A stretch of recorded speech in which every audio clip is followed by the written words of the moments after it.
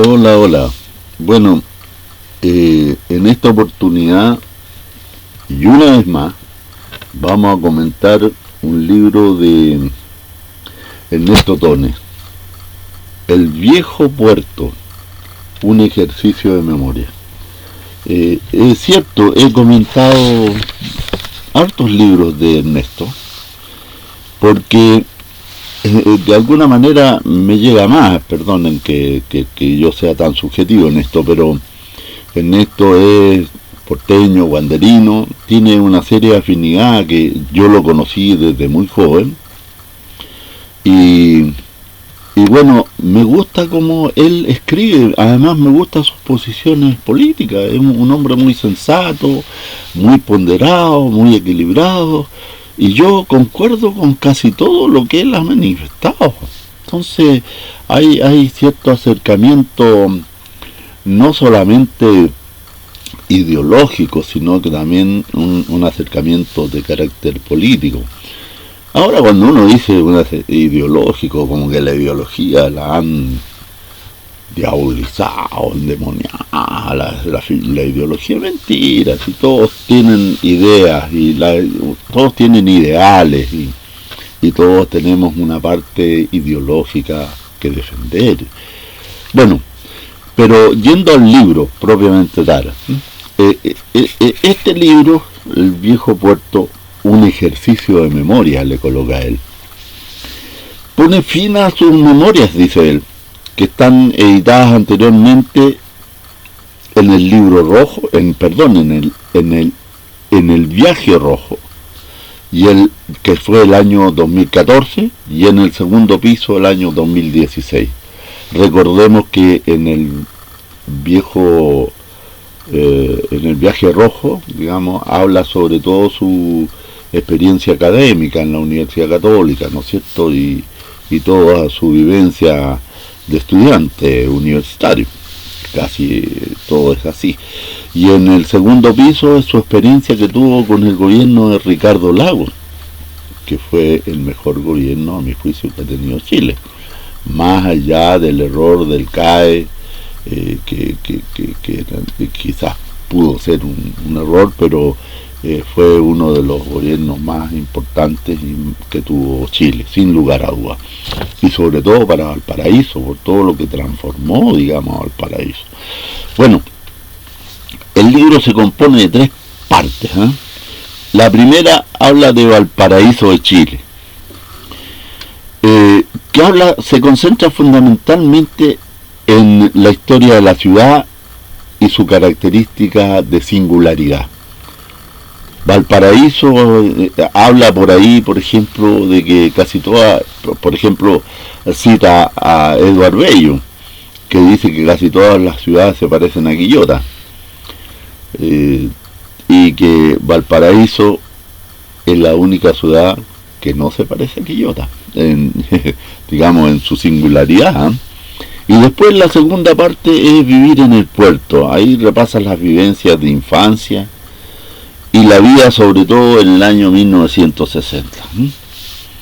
Finalmente la tercera parte, 20 años después se llama, es cuando él, después del exilio, regresa a Chile.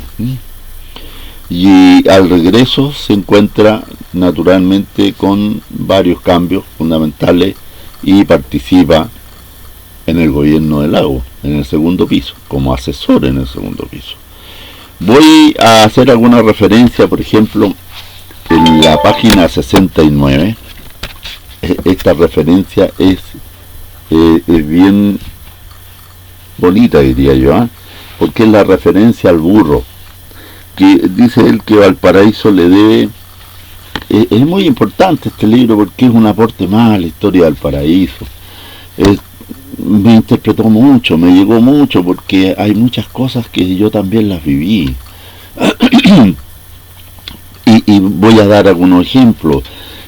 Bueno, el ejemplo del burro es que dice que en una parte aquí de la página de la página 69 dice: solo una vez se mira como respetuoso símbolo de modestia en ocasión de la entrada de Cristo en Jerusalén. Habla del burro. Solo esta vez se le miró, digamos, en forma respetuosa, como símbolo de modestia, de pobreza. Pero Valparaíso, por su topografía, digamos, siempre acudió al burro. El burro el burro llegó a todas partes, llevó materiales, llegó a lugares donde es muy inaccesible, digamos, los carros, los autos. Y allí llegaba el burro y siempre fue un aporte importante para la ciudad, sobre todo cuando no había agua y el burro llevaba el agua, llevaba la leche, llevaba el queso, en fin, tantas cosas que llevaba el burro, ¿no? Eso es una parte bien bonita que cita él y que lo hace muy bien, en forma muy original. Después habla del famoso del famoso incendio que hubo el año 53, ¿no? Un año nuevo a propósito de los fuegos artificiales, donde había una barraca con pólvora y nadie sabía nada. Los bomberos se acercaron y bueno, y quedó una tragedia de proporciones, donde no había familia que no tuviera una persona que había muerto, digamos, de todos los conocidos. Dice, el 1 de enero de 1953, en momentos que había algaraza en la noche de Año Nuevo, comenzó a quemarse una barraca en la avenida Brasil.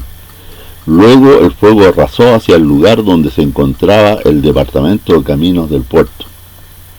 Los bomberos, sin ser advertidos de que en dicho lugar había combustible, pólvora y dinamita, se vieron envueltos por una cadena de explosiones en los cuales murieron 150 personas. ¡Ojo! 150 personas. 36 de ellos bomberos. Quedaron 326 heridos. Fue una tragedia tremenda. Yo me acuerdo que tenía 8 años y estábamos después después de haber la parte fundamental del año nuevo, y de repente que estábamos en el balcón, me cuentan mis hermanos y mi primo que ellos vieron, o sea, salieron al balcón, digamos, en el Cerro Cordillera, y vieron las tremendas explosiones, una cosa espantosa. Bueno, ese es un recuerdo, una de las tantas tragedias que ha tenido Valparaíso. Si Valparaíso ha sido un puerto trágico desde ese punto de vista, inundaciones, bueno, en fin, ha sido tanta cosa que yo creo que por eso quieren tanto a su equipo, queremos tanto a su equipo como es Santiago Wander, porque sabemos de que las cosas no son fáciles, ¿sí? En absoluto. No son fáciles para los porteños, siempre ha sido muy difícil, además ha sido muy votado Valparaíso. Bueno, en la página 108 habla de la famosa Paula, un profesor de castellano que yo tuve, que marcó una importante participación, importante incidencia en mi cultura, ¿sí? Pero él habla de él de manera cariñosa, porque siempre le colocábamos seudónimos a los profesores, pero de una manera cariñosa, ¿sí? Y habla precisamente que a él felizmente le tocó una buena nota con él, porque fue un alumno sobresaliente. Yo, a pesar de que hice mucho empeño, nunca pasé del 5 con él, y casi muy pocos en mi curso pasaron de 5, porque él era demasiado exigente, digamos. Pero bueno, y tenía una característica, llamaba a la gente, digamos, por nombres que a uno, por ejemplo, decía Velasco Ibarra. Había un compañero que se llamaba Velasco, de apellido Velasco, primer alumno del curso también, hijo del doctor Velasco. Y digamos, Velasco Ibarra era presidente de Ecuador en ese tiempo. Había que estar siempre muy bien informados, porque siempre tenía que estar atento a uno que decía presente, porque si no le llegaba, le tomaba mala barra y buenas noches a los pastores. Bueno, y después en el 113 me recordó mucho, en la página 113, porque él recuerda el famoso almacén Cori. Yo me acuerdo que mi hermana me llevaba, que tenía felizmente una situación no tan holgada, pero más más o menos relativamente cómoda. Mi hermana, que era soltera en ese tiempo y trabajaba en el Mercurio, me llevaba a los fines de año al almacén del Cori y me decía, elige el juguete que tú quieras. Entonces tengo muy bonitos recuerdos del almacén Cori. Y en la página 117, por supuesto, habla de los famosos Panzer de Wander, ¿eh? El equipo de los Panzer de Wander. Bueno, también me llegó mucho porque yo jugaba en el Cerro Barón, me hicieron jugar mis compañeros vecinos no jugaba mucho al fútbol, pero empecé a jugar y conocí y muy de cerca al Pochoco Acevedo, que fue parte de ese plantel, famoso jugador. Pochoco Acevedo, famoso jugador.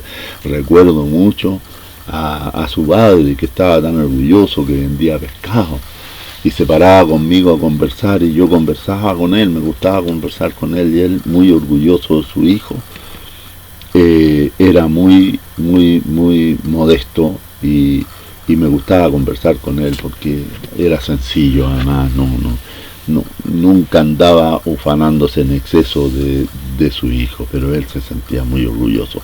Eso me encantaba porque eso digamos, representaba de alguna manera un jugador que había nacido de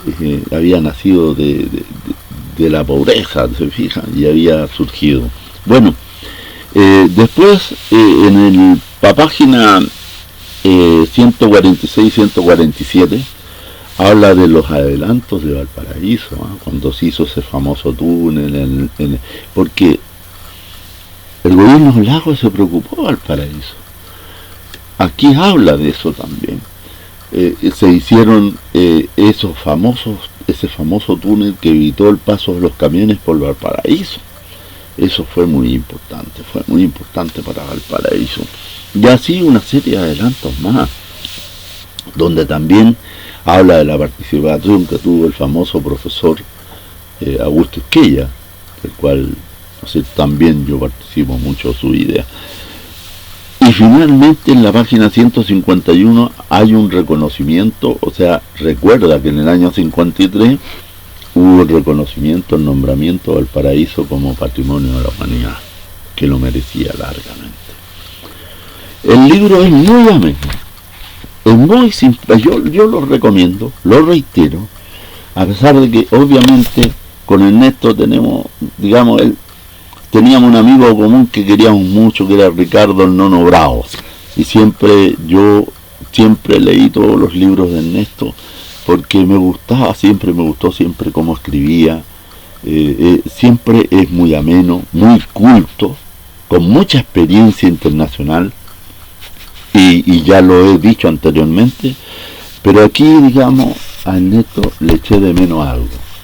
Creo que él no hizo ninguna mención al alcalde Sergio Busquich, que fue el alcalde en el tiempo de Allende, de la Municipalidad de Valparaíso, que fue una bonita participación de Sergio, reconocida por todo el mundo. Entiendo que adquirió el Palacio Bautiza, en fin, para Valparaíso, en fin, tuvo muy bonitas relaciones con el personal de la municipalidad. Ese es el déficit que le encontré al libro, el único.